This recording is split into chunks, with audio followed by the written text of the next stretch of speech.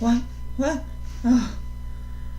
Speaking of rest, I had a horrible sleep last night. I have some sleep issues, and I know there's some people out there that can definitely relate. So we are going to be looking at the Ten Commandments today and seeing what God says about the Sabbath. I'm no theologian, but I try hard to rightly divide the word of truth and see how things from the Bible can be applicable to us in the world today. Let's dig. In Exodus 20, 8 through 11, it says, "Remember the Sabbath day to keep it holy. 6 days you shall labor and do all your work. But the seventh day is a Sabbath to the Lord your God. On it you shall not do any work, you or your son or your daughter or your male servant or your female servant or your livestock or the sojourner who is within your gates.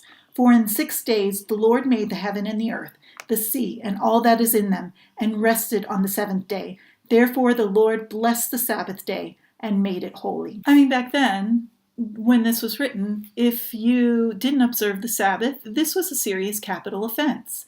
But now, this is more of us following an example of what God did, because God is the perfect example.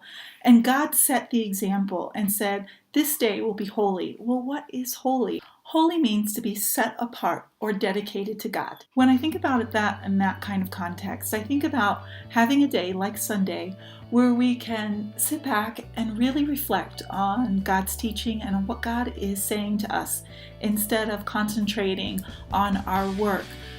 Taking time out to spend with our families and our loved ones and just resting in God's presence. We're going to continue this conversation. Don't take it from me. Please read it for yourself. And I'll see you tomorrow on Mel's Minute.